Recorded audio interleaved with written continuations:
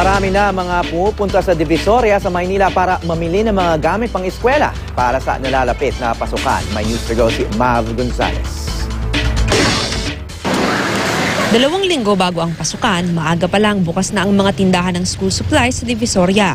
Mas marami na rawang namimili lalo pat nakasweldo na noong 15. Hindi naman nagtaas mula noong nakaraang taon ang presyo ng school supplies. 10 piso ang mga notebook na spiral o nakatahi, 5 piso ang isang pirasong lapis, habang 7 piso ang iba't ibang kulay na ballpen. Ang Crayola, 20 hanggang 65 pesos, 12 hanggang 20 pesos naman ang isang pad ng papel. Mas makakamura ka pa kung 1 dosena pataas ang bibilin mo. Pati uniforme meron na sa Divisoria. Ang mga polo at blouse, mabibili mo ng 75 pesos hanggang 130 depende sa size. Ang mga pantalon, 120 hanggang 150 pesos, 100 hanggang 170 pesos naman ang mga palda.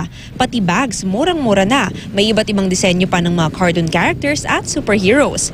100 hanggang 280 pesos ang mga backpack. Pinakamahal na ang 350 pesos sa trolley na may katerno pang lunch bag.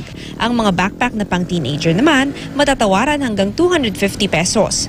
Kung pamasok na sapatos naman ang hanap mo, marami ring school shoes dito na gawang China o Marikina. Bagsak presyo sa 200 pesos ang black shoes na pambabae at panlalaki.